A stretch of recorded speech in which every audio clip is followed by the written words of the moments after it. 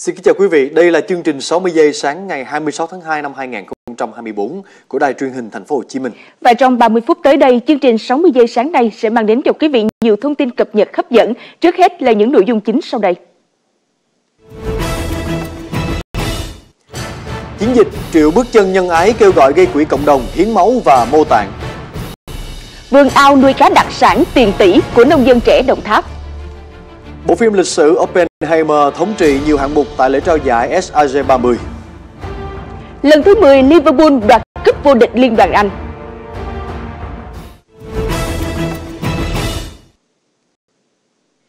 Kính thưa quý vị, theo thông tin từ Sở Giáo dục Đào tạo Thành phố Hồ Chí Minh, Sở sẽ khảo sát trực tuyến năng lực học sinh 4 khối lớp 3, 7, 9 và 11 trong năm học 2023-2024. Việc khảo sát trực tuyến nhằm đánh giá kết quả chất lượng giảng dạy học tập của học sinh giáo viên thành phố, từ đó tiến tới khảo sát năng lực học sinh các khối lớp 4, 5 và lớp 8 trong năm học tới. Cụ thể, học sinh khối 3 và 7 sẽ được khảo sát năng lực vận dụng, khối 9 và 11 khảo sát năng lực ngoại ngữ. Sở Giáo dục Đào tạo sẽ phụ trách ra đề khảo sát ở các khối lớp.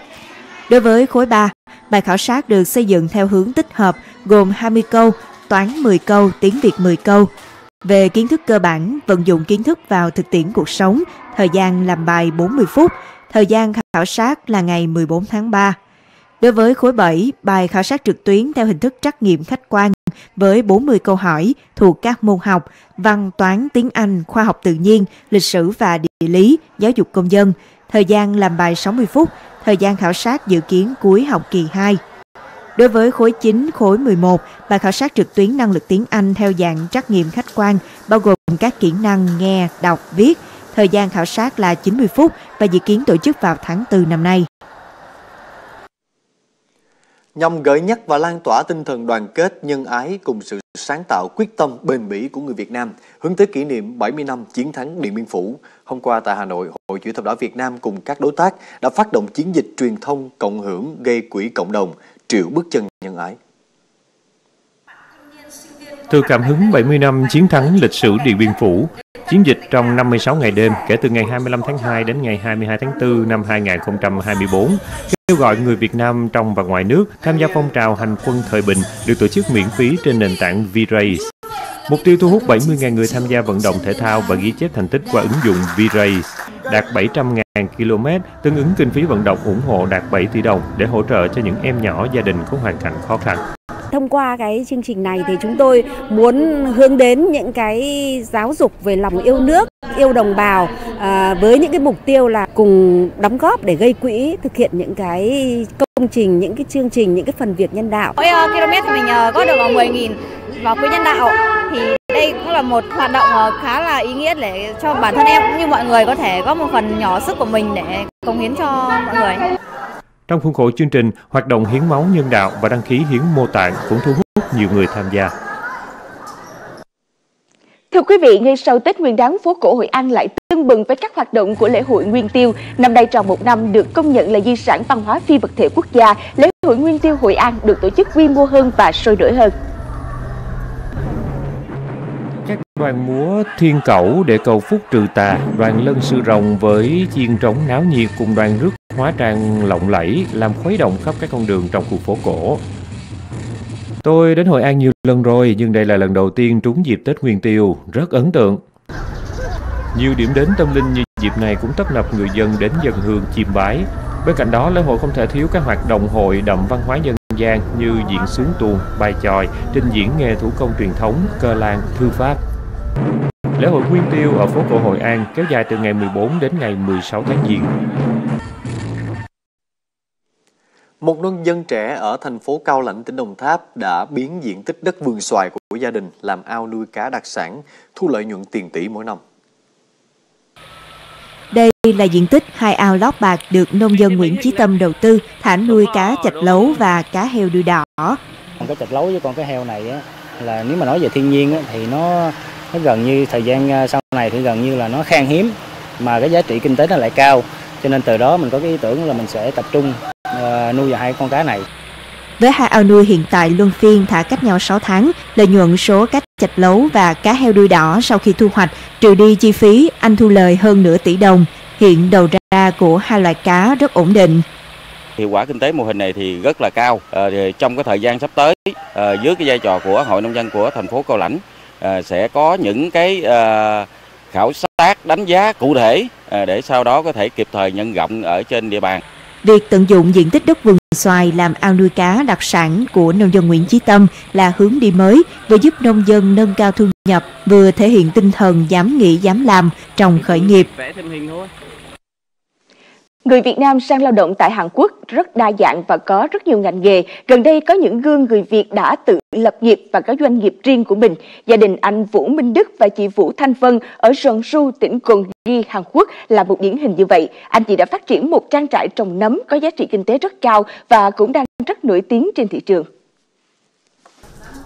Kể từ khi bắt đầu phát triển kinh doanh trang trại, đến nay gia đình anh Đức đã có tới 50 nhà bạc để trồng nấm.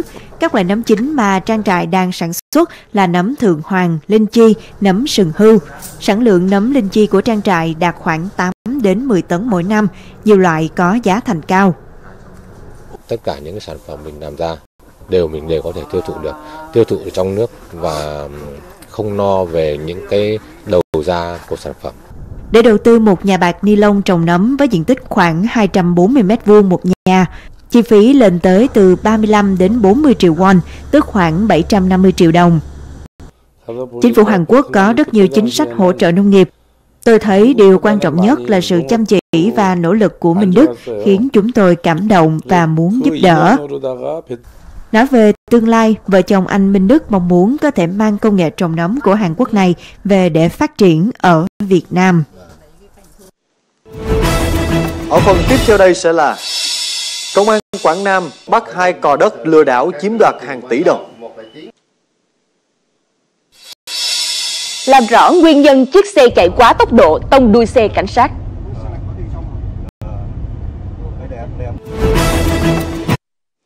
Lừa bán đất lấy tiền cọc rồi lại bán đất cho người khác. Với thủ đoạn trên, 2 cò đất ở Quảng Nam đã chiếm đoạt số tiền hàng tỷ đồng. Hôm qua, Công an tỉnh Quảng Nam đã ra quyết định khởi tố vụ án, khởi tố bị can, bắt tạm giam Trần Bùi Hoài Phương, 43 tuổi và Trần Đình Huy, 42 tuổi cùng ngụ Tam Kỳ để tiếp tục điều tra. Quá trình điều tra ban đầu xác định Trần Đình Huy bán thửa đất ở thôn Phú Bình, xã Tam Phú cho anh BQT với giá 1,1 tỷ đồng. Sau khi anh T đặt cọc 500 triệu đồng để làm thủ tục tách thửa và sang tên, thì Huy không thực hiện đúng thỏa thuận mà bán thửa đất này cho một người khác. Tương tự, Trần Bùi Hoàng Phương bán thửa đất thuộc khu dân cư Đông Yên, phường Hòa Thuận, thành phố Tam Kỳ cho 2 người dân với giá hơn 1,6 tỷ đồng, yêu cầu đặt cọc số tiền 800 triệu để Phương làm thủ tục tách thửa. Sau khi nhận được tiền cọc, Phương bán lô đất này cho một người khác để lấy tiền tiêu xài và trả nợ. Bán đất xong, Phương vẫn nhận đủ số tiền hơn 1,6 tỷ đồng của hai nạn nhân. Ngoài hai vụ việc trên, Huy và Phương đã thực hiện nhiều vụ lừa đảo chiếm đoạt tài sản của người khác trên địa bàn. Công an tỉnh Quảng Nam đang tiếp tục mở rộng điều tra. Hôm qua 25 tháng 2 trên tuyến tỉnh lộ 879 huyện Chợ Gạo, Công an xã Lương Hòa Lạc, tỉnh Tiền Giang phát hiện 2 đối tượng điều khiển xe máy hướng từ quảng trường tỉnh ra quốc lộ 1 có biểu hiện nghi vấn. Khi thấy công an, cả hai bỏ chạy, đến khu vực xã Lương Hòa Lạc thì bị bắt. Tại trụ sở công an, 2 đối tượng khai tên Lê Thiên Đức sinh năm 2002 và Trịnh Xuân Tỉnh sinh năm 2001 cùng ngụ huyện Quảng Xương, tỉnh Thanh Hóa. Qua kiểm tra, 2 đối tượng có khoảng 5.000 tờ rơi cho vay tiền.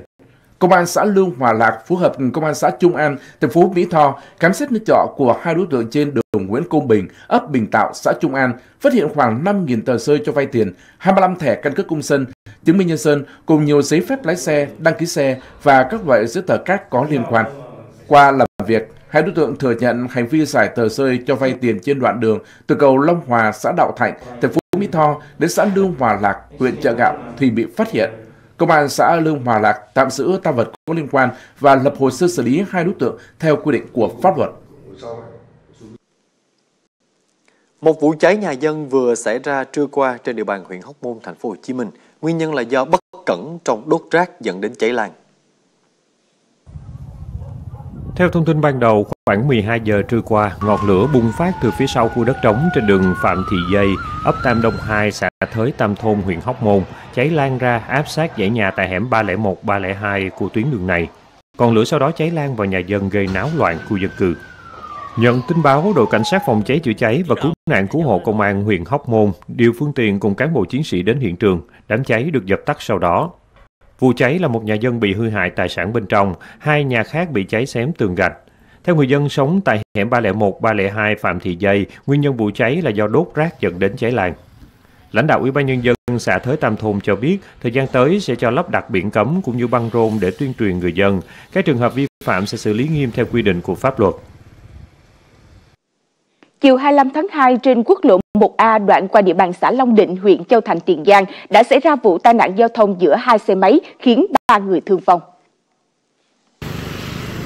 Theo người dân chứng kiến vụ tai nạn kể lại, vào khoảng 14 giờ 40 phút, xe máy mang biển kiểm soát Tiền Giang do một nam thanh niên chở theo một cô gái phía sau, cả hai đều khoảng 17 tuổi, đang lưu thông trên quốc lộ 1A hướng đi từ thành phố Hồ Chí Minh về miền Tây. Trong lúc xe đang đi qua đoạn thuộc địa bàn ấp Đông, xã Long Định, huyện Châu Thành thì bất ngờ va chạm với xe máy cũng mang biển kiểm soát Tiền Giang do một người đàn ông khoảng 60 tuổi điều khiển đang lưu thông cùng chiều phía trước trên đường. Cú va chạm mạnh làm cả 3 người cùng phương tiện té ngã xuống đường. Sau tai nạn, cả 3 nạn nhân bị thương được người dân đưa đến bệnh viện cấp cứu. Tuy nhiên, trên đường đến bệnh viện thì người đàn ông tử vong. Nhận được tin báo, trạm kiểm soát giao thông Trung Lương phối hợp cùng các đơn vị nghiệp vụ có liên quan tiến hành điều tiết giao thông và điều tra nguyên nhân vụ tai nạn. Mạng xã hội đang lan truyền đoạn clip ghi lại hình ảnh một chiếc ô tô bỏ chạy lạng lách khi bị cảnh sát giao thông truy đuổi. Theo thông tin từ Cục Cảnh sát Giao thông, sự việc xảy ra vào chiều qua trên quốc lộ 1 đoạn qua tỉnh Lạng Sơn. Thời điểm này, tổ công tác phát hiện ô tô khách do ông Nguyễn Văn Giang, 50 tuổi, quê Bắc Ninh điều khiển chạy quá tốc độ quy định nên ra hiệu dừng xe để kiểm tra và xử lý. Tuy nhiên, lái xe đã không chấp hành, tiếp tục lái xe đi. Khi bị cảnh sát truy đuổi, người này còn lạng lách đánh võng trên đường, rồi đâm nhiều lần vào đuôi xe chuyên dụng của cảnh sát.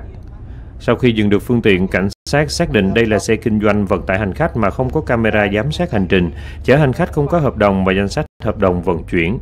Lái xe không có nồng độ cồn và ma túy. Hiện Công an huyện Hữu Lũng, Lạng Sơn đang hoàn thiện hồ sơ để tạm giữ hình sự lái xe Nguyễn Văn Giang và xử lý vụ việc theo quy định. Thế giới trong đêm qua có gì? Hàng trăm bác sĩ biểu tình phản đối kế hoạch của chính phủ Hàn Quốc tăng chỉ tiêu tuyển sinh trường y. Lễ hội búp bê Hinamatsuri, một nét văn hóa quan trọng trong đời sống người Nhật.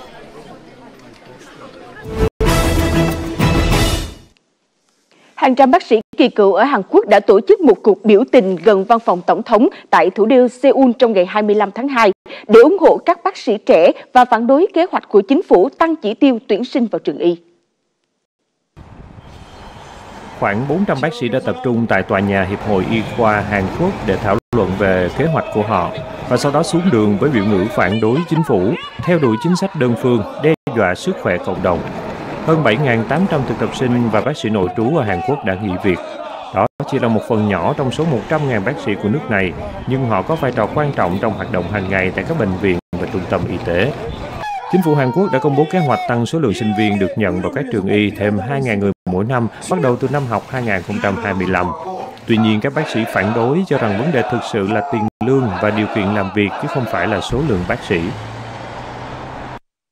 Những ngày qua, đền Tomisaki ở thành phố Katsura, tỉnh Chiba, Nhật Bản luôn tấp nập khách viếng nhờ vào khu vực trưng bày 1.800 con búp bê truyền thống. Đây là một sự kiện thường niên được ban quản lý đền tổ chức nhằm đón lễ Hinamatsuri nổi tiếng.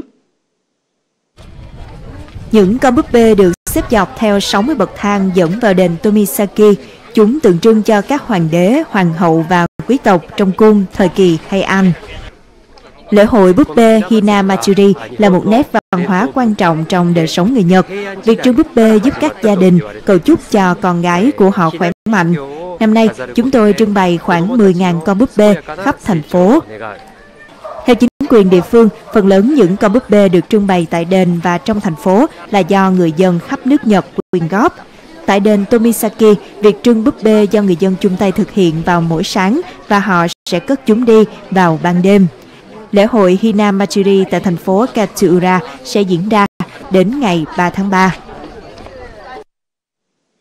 Tại thủ đô Tehran của Iran, một nhóm nghệ sĩ đang cố gắng xác lập kỷ lục mới bằng việc tạo nên một bức tượng nghệ thuật khổng lồ bằng bong bóng tác phẩm với hàng chục ngàn trái bóng nhiều màu sắc đang gây sức hút trong cộng đồng và vừa nhận được giấy khen của chính phủ. Tác phẩm được thực hiện tại khu phức hợp Megapol dài 200m, được tạo nên bởi 70.000 trái bong bóng đa dạng màu sắc. Đây là nỗ lực của 17 nghệ sĩ địa phương. Trưởng nhóm cho biết họ đã mất 10 ngày để hoàn thành dự án này, sau đó dành thêm 5 ngày để củng cố các cấu trúc. Bức tượng mô phỏng loại tàu truyền thống Lenin của Iran vốn được UNESCO công nhận là di sản phi vật thể. Với quy mô hiện tại, bức tượng đã nhận được chứng chỉ xác nhận kỷ lục quốc gia của Iran. Chúng tôi cũng đang gửi hồ sơ của bức tượng đến tổ chức Guinness và hy vọng sẽ được xác lập kỷ lục. Hình tượng con tàu bên cạnh những chú cá heo, những cây cọ tạo nên hình ảnh rất đặc trưng của một quốc gia vùng vịnh. Tác phẩm đang nhận được nhiều lời khen của người dân địa phương vì đã góp phần làm tăng thêm niềm tự hào dân tộc. Lễ trao giải của nghiệp đoàn diễn viên màn ảnh Mỹ SAG lần thứ 30 đã chính thức diễn ra vào hôm qua tại thành phố Los Angeles. Bộ phim lịch sử Oppenheimer tiếp tục là cái tên thống trị nhiều hạng mục tại giải thưởng này. Đây là năm đầu tiên giải thưởng SAG được phát trực tuyến trên Netflix.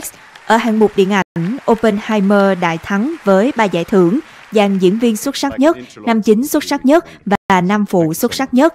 Trước đó, Oppenheimer cũng giành nhiều giải thưởng lớn tại giải BAFTA và quả cầu vàng.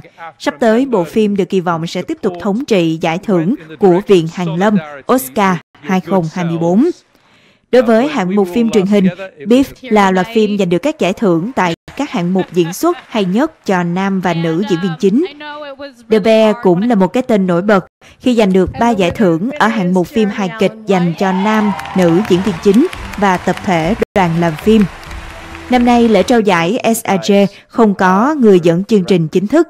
Sân khấu được luân phiên điều phối bởi các gương mặt nổi tiếng của Hollywood như Billie Eilish, Robert Downey Jr., Bradley Cooper hay Idris Elba.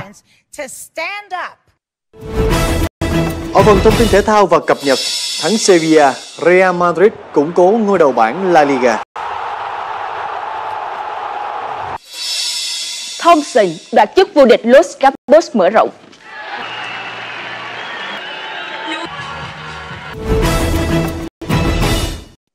Chương trình 60 giây sáng nay đến đây là hết. Cảm ơn quý vị đã quan tâm theo dõi. Hẹn gặp lại quý vị trong chương trình 60 giây chiều nay với nhiều thông tin cập nhật. Mến chúc quý vị một tuần mới nhiều điều tốt lành. Xin kính chào tạm biệt.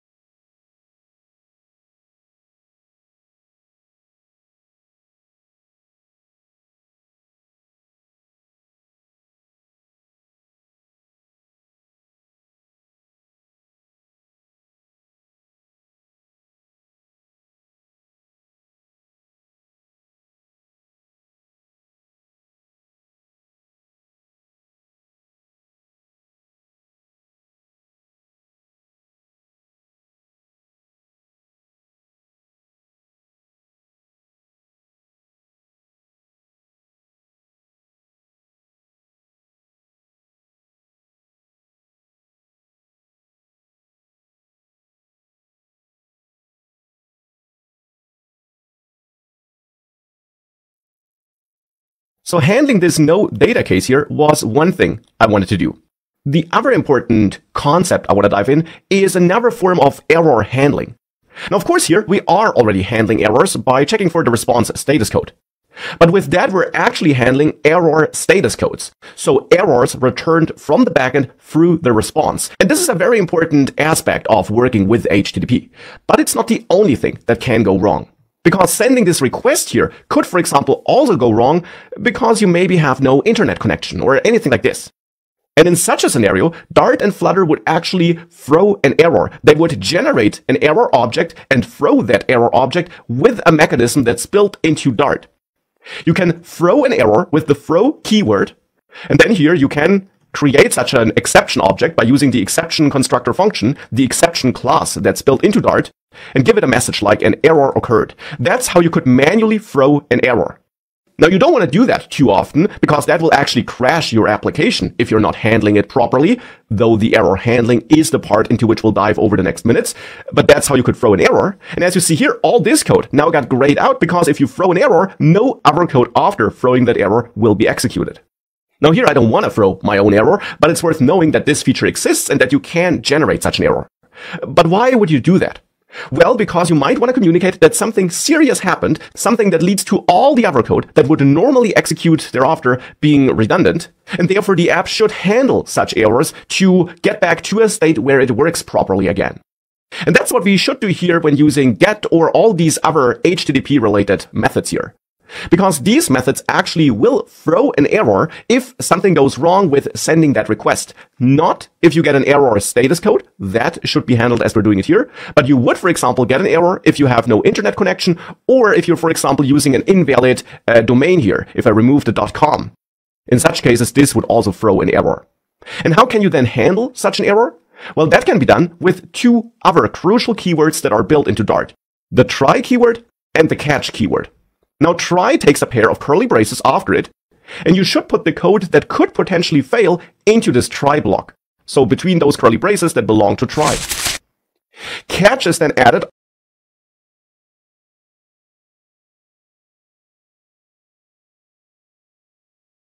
after the closing curly brace of the try block, and catch, as the name suggests, catches any error that might have been thrown by the code between those try curly braces. You then get access to the error here by wrapping any variable name of your choice between parentheses and adding another pair of curly braces, opening and closing. So this error thing here is in the end a variable that's created automatically by Dart, and you can give it any name of your choice, whenever this code here, between those try curly braces, causes an error. And this is then simply this exception object, which I showed you before with throw. So this exception object, which you can create, that's the error you're getting here when catching such an exception. And this error object could contain useful information, like, for example, a more detailed error message. And you can then add your fallback code that should be executed when an error occurs here in this catch block. And thereafter, the app will resume in a normal way. Therefore, here I will actually wrap all this code, where I transform the data, load the data, and so on, with this try block. So I'll cut it and add it here instead of try, so that I try executing all this code, but if it should fail, we make it here into this catch block. And in there, I then also want to set my error state, as I do it here in case of an error response, but now I'll do it inside of catch. And here we can then say something went wrong, for example. And if we do that, and we now still have this broken URL, which, and that's important, broken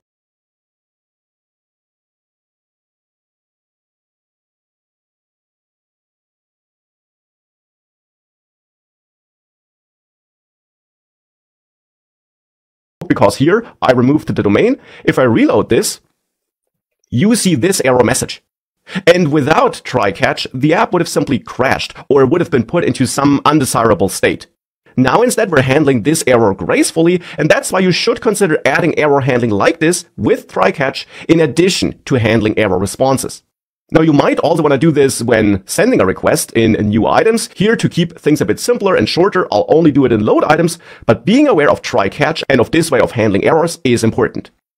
With that, I'll fix this error here and re-add the domain, but that's how you can use try catch for additional error handling.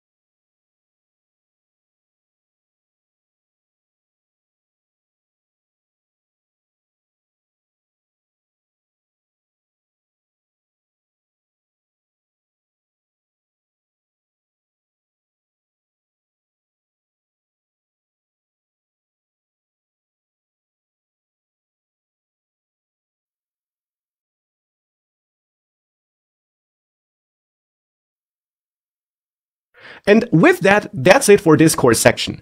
Now you learned how you can send HTTP requests, for example, to post data to a backend, to send a post request, which is typically used for storing data on a backend, though it will, as mentioned, always depend on your backend, which kind of request is needed. You learned how you can fetch data and also how you can show a loading spinner or possibly an error message if needed by managing appropriate variables and updating the state as needed and then outputting conditional content. And you therefore also learned how to check for possible errors. And of course, you also learned how to extract the data that's sent back. Though that will of course also depend on your backend. How the data is formatted and with which data you have to work will depend on your backend. Here in Firebase case, we're decoding that JSON response body and we're then transforming it such that in the end we again have a list of grocery items. With all these things, we're sending data back and forth, and now we connected this app here to a backend so that the data would not be lost if the app would be deleted or the device would be replaced, but that instead the data is stored on a backend server. Now in this case here, it's a very simple dummy backend, and indeed here all users would be using the same database and would therefore see the same list, but that's just a demo. Of course, for more advanced use cases, you could also add user authentication and protect the data. And if you would want to do this with Firebase, the Firebase documentation also lets you know how you can authenticate your requests and also how you could scope data to users so that not all users can see all the data. But that's something that's related to the backend, not to the frontend here. This section was about getting you started with HTTP requests so that you can build apps that do not just store data locally, but also remotely on a database, typically with help of a backend. Now, to conclude this course section, there's one special widget I want to show you. A widget you don't have to use, but a widget that can help with loading data through HTTP requests or with working with futures in general. And keep in mind that, of course, when sending an HTTP request like here with GET, we are getting such a future as a result. And that widget would be the Future Builder widget, a widget which listens to a future and automatically updates the UI as the future resolves, so as the future produces some data. Now, this Future Builder widget could be used here in the grocery list Dart file in our build method, and they're actually inside of our scaffold in this place here where we have the content. Here, instead of outputting the content, we could use the Future Builder widget.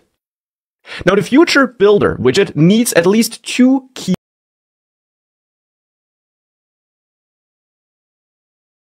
parameters. It needs a future, so the future to which it should listen in the end, and a builder, which wants a function that will be executed whenever the future produces data. And therefore, that is a function that receives a context automatically passed in by Flutter and a snapshot, which in the end gives you access to the current state of the future and the data that might have been produced. Both arguments are passed in by Flutter because Flutter will call this function based on the state of your future. And therefore now here we also need a future. And here for this future in this scaffold widget in my grocery list Dart file, I in the end want to have a future that produces that list of grocery items once we got a response from this GET HTTP request. Now to get such a future that produces that data, we could change the load items function. Instead of returning void here, we could say that this function should return a list of grocery items.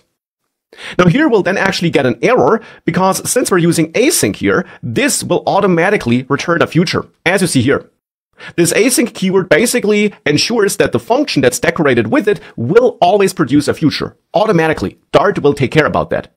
Therefore, the correct type annotation for this function here, for this method, is that we'll get back a future, which will eventually resolve to a list of grocery items, which can be expressed with this generic type. So now load items should be a method that returns a future, which it will do automatically because of async, as you learned, which will then in turn resolve to a list of grocery items.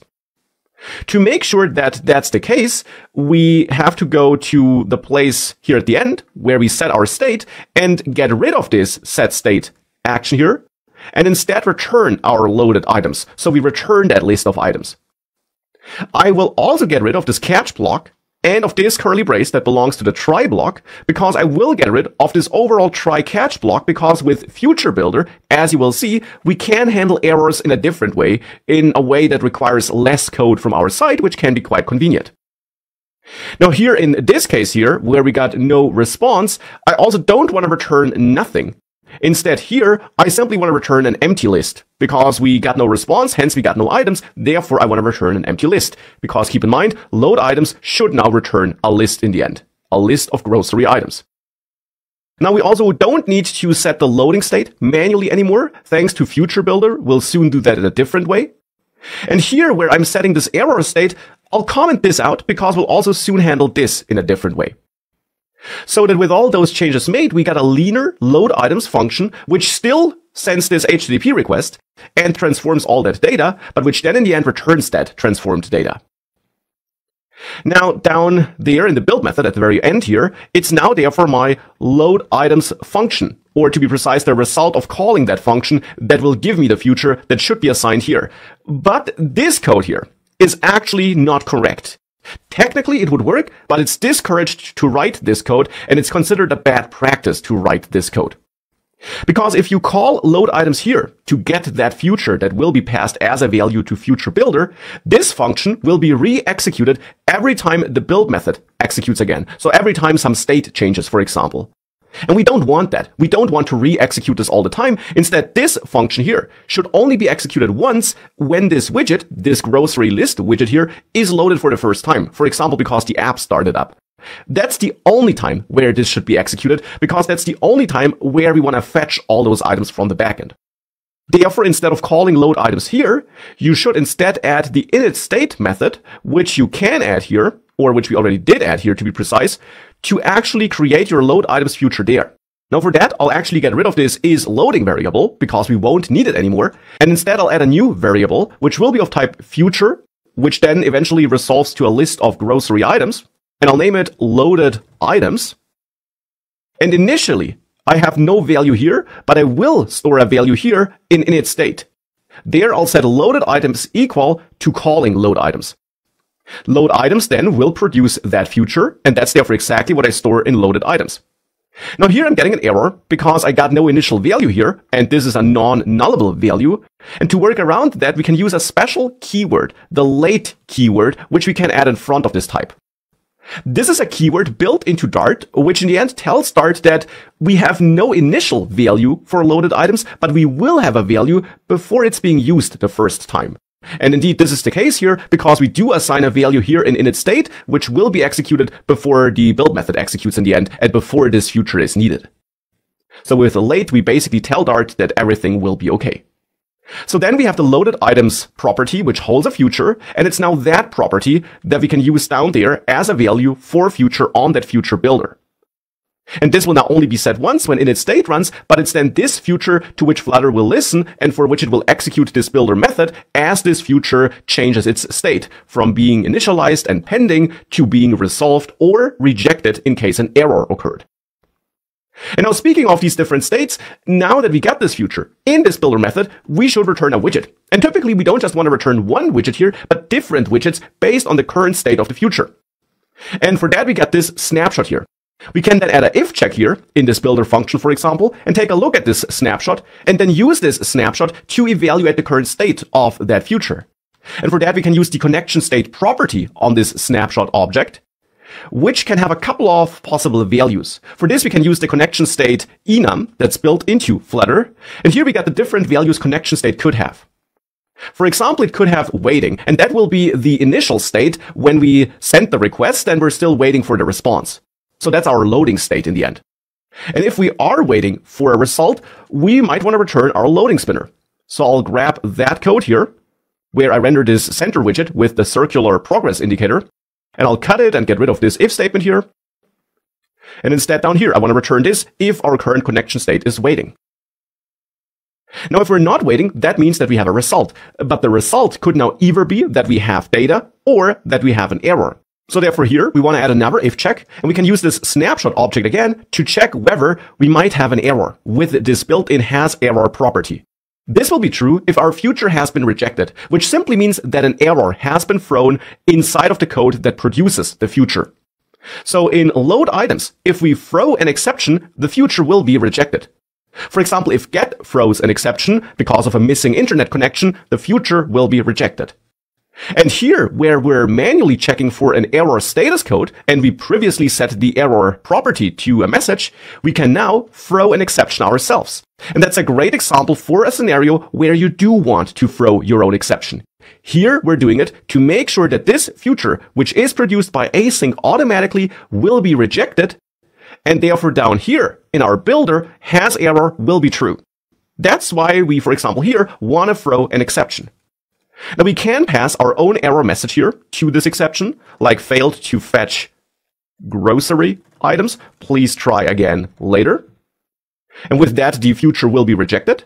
And now down there in our builder method, in this if check, where we're checking for the existence of an error, I now want to return a different widget if we make it in there. And that widget will be this center widget, which we used for displaying an error in the past as well. And we can get rid of this if check here, therefore. And it's now this center widget which I want to output here, but I'm not referring to this error property now.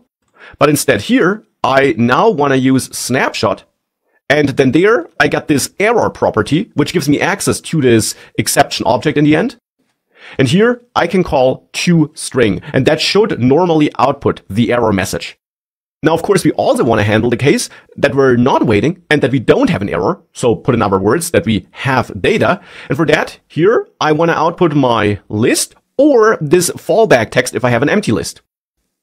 So therefore, I want to add yet another if check here in this builder method, where I can check if snapshot data, which is the data we will have in the end, if that is not empty. Or if we want to show the fallback here, if it is empty. So if we have an empty list here. Now, data will be such a list of grocery items or null, though here we know that it won't be null because we don't have an error and we're not waiting for the future to resolve. So at this point, we should have data. And therefore here I add this exclamation mark to make it clear that here in this app, this won't be null. But if it's empty, if it's an empty list, then I of course want to return this fallback